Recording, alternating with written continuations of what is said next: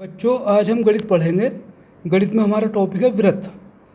वृत्त में जो है यहाँ देखें तो ये वृत्त बना हुआ है यहाँ पे, जिसका केंद्र O है और O से लेके P तक की जो हमने प्रकार में दूरी भरी है, उस दूरी के हिसाब से हमने एक वृत्त खींचा तो वो यहाँ से इस तरीके से पूरा वृत्त खिंच गया। और उसके बाद जो है ये देखें तो इसका नाम जो है यहाँ पे केंद्र है, इसका जो बिंदु O है जहाँ पे हमने प्रकार की नोक रखी थी वो केंद्र है। और केंद्र O से P तक की जो दूरी हमने प्रकार में भरी थी वो त्रिज्या है। और उसके अलावा जो ये पूरा वृत्त खींच के आया ये हमारी, इसका नाम है परिधि। इसके बाद दूसरा इसमें जो है देखें तो इसमें दूसरे चित्र के हिसाब से समझें तो इसमें कुछ बिंदु बनाए गए हैं इस वृत्त के अंदर। कुछ वृत्त के अंदर बिंदु बने हैं और कुछ बाहर बने हैं। तो वृत्त के जो अंदर बिंदु हैं उन्हें हम आंतरिक बिंदु कहेंगे और जो वृत्त के बाहर बिंदु हैं वो बाह्य बिंदु कहलाएंगे। इस तरीके से ये आंतरिक बिंदु और बाह्य बिंदु ये आगे आने वाली पढ़ाइयों में जो है ज़रूरत पड़ेगी इन लफ्ज़ों की। ये टेक्निकल वर्ड्स हैं कि जो है इसमें कहेंगे आंतरिक बिंदु और बाह्य बिंदु। इस तरीके से और आगे देखें इसमें समझें तो आंतरिक बिंदु और बाह्य बिंदु के बारे में इस वाले चित्र में अगर समझें तो इसमें एक बिंदु दिया है बिंदु D और एक बिंदु C। तो बिंदु D जो है वो वृत्त के अंदर है और बिंदु C जो है वो वृत्त के बाहर है। और इसके अलावा कुछ बिंदु ऐसे हैं कि जो वृत्त की परिधि पे हैं, जैसे बिंदु A और बिंदु B। तो हमें जो वृत्त की परिधि पे है ये बिंदु हमें पढ़ने हैं हमें फ़िलहाल। इसके अलावा जो आंतरिक बिंदु और बाह्य बिंदु हम और आगे की क्लासों में पढ़ेंगे। तो वृत्त की परिधि पे बिंदु A और बिंदु B है तो इसमें अगर हम इस तरीके से पढ़ेंगे कि बिंदु O जो वृत्त का केंद्र है, बिंदु O से A तक की जो दूरी है वो हमारी त्रिज्या है। और बिंदु O से B तक की जो वृत्त की परिधि पे बिंदु B है, वृत्त का केंद्र O से B तक की जो दूरी है वो भी त्रिज्या है। तो त्रिज्या के बारे में पढ़ेंगे तो त्रिज्या का मतलब होगा कि केंद्र से लेकर परिधि तक की दूरी को हम त्रिज्या कहेंगे। और इसमें जो है इस चित्र में देखें तो इस चित्र में इस तरीके से समझें कि इसमें ये यहाँ पे प्रकार से जो बनाया जाता है हमारा वृत्त, तो प्रकार में हमने इतनी दूरी भरी, इसे हम कहेंगे वृत्त की त्रिज्या। तो वृत्त की त्रिज्या कहेंगे तो वृत्त की त्रिज्या इतनी होगी केंद्र से लेके परिधि पे उपस्थित बिंदु तक। और इस तरीके से इसे इस तरीके से मैं घुमा के दिखा रहा हूँ। तो इस तरीके से घुमाएंगे तो एक त्रिज्या इधर हो गई, एक त्रिज्या इस साइड में थी दाईं तरफ और एक त्रिज्या बाईं तरफ हो गई। और इसे इस तरीके से देखें तो ये जो है अगर ये दूसरी त्रिज्या भी बना ले हम तो दोनों त्रिज्याएँ आपस में जो है बिल्कुल सीधी सीधी एक सरल रेखा बन गई जो केंद्र से होती भी जा रही है, जिसे हम कहेंगे इसका जो है ये वाली जो पूरी की पूरी वो है हमारे पास लाइन का नाम है PQ जो केंद्र से होती भी जा रही है। तो इसे हम कहेंगे व्यास। PQ जो हमारा रेखाखंड है इसे हम व्यास कहेंगे। और इसमें दो त्रिज्याएँ हैं, A से Q तक और A से P तक। तो A से Q तक और A से P तक की जो दो त्रिज्याएँ हैं, इसी तरीके से इसमें है कि जो है MN एक व्यास है जो सरल रेखा है जो केंद्र से होकर गई है। और उसके अलावा इसमें दो त्रिज्याएँ हैं 2 सेंटीमीटर की, बिंदु B से N तक और बिंदु B से M तक। इसी तरीके से एक इसमें जो है सरल रेखा है जो केंद्र से होकर गई है और जो परिधि पे इधर भी टच है और परिधि पे इधर भी टच है, इसे हम व्यास कहेंगे। और व्यास में दो त्रिज्याएँ होंगी, दो त्रिज्याओं की दूरी की बराबर व्यास होगा। तो C से Y तक जो 2.5 सेंटीमीटर है तो व्यास इसका 2.5 और 2.5 इधर होगा। जो त्रिज्या CX होगी वो भी 2.5 सेंटीमीटर की होगी और CY भी 2.5 सेंटीमीटर की होगी। तो व्यास इसका 5 सेंटीमीटर का होगा। तो एक छोटा सा हमारा जो है ये यहाँ पे जो है एक थोड़ा सा इस तरीके से एक सूत्र निकल के आया कि व्यास बराबर 2 गुणा त्रिज्या। अगर त्रिज्या हमारे पास 2 सेंटीमीटर है तो 2 गुणा 2 बराबर 4, यानी कि 4। इस तरीके से जो है व्यास जो है 4 सेंटीमीटर का होगा।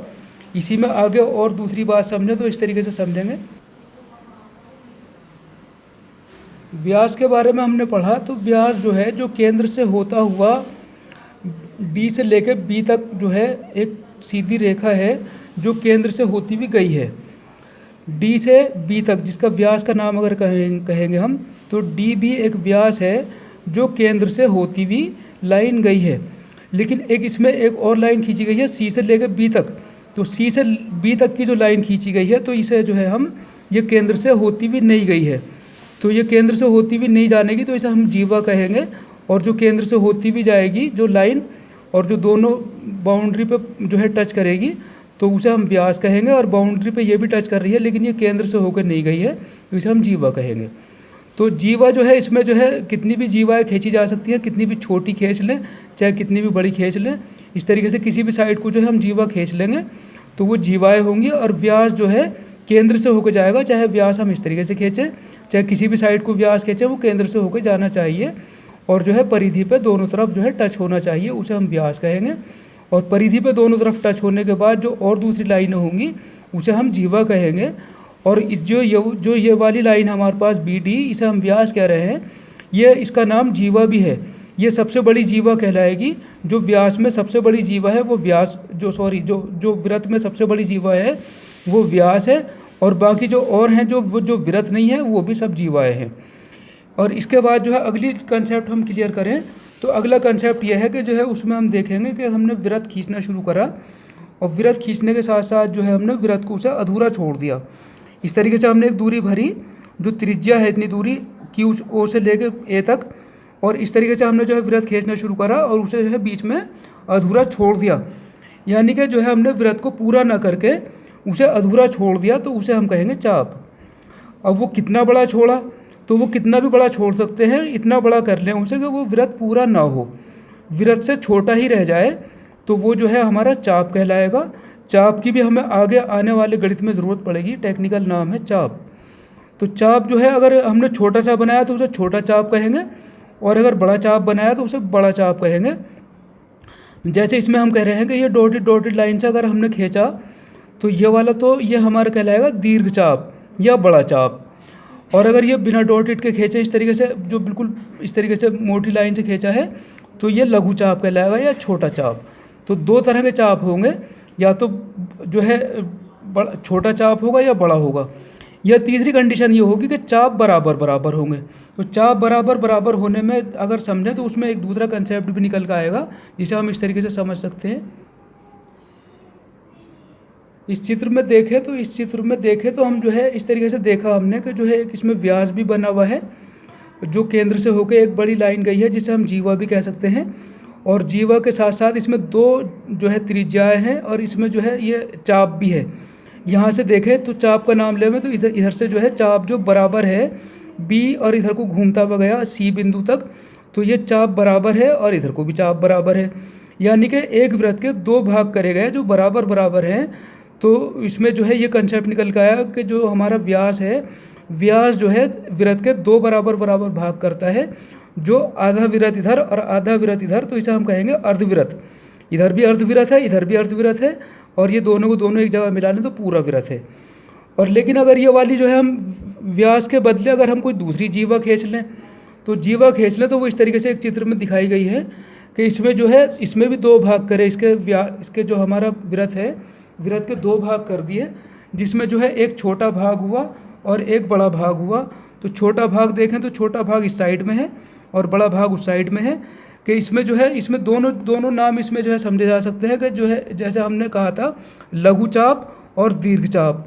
तो लघु चाप और दीर्घ चाप जो है इसमें देखें तो चाप का नाम लें मैं इधर को तो BDC, ये तो छोटा चाप है, और बड़े चाप का नाम लें तो इसमें जो है BEC। इस तरीके से यूँ करके ये बड़ा चाप है और इधर को छोटा चाप है।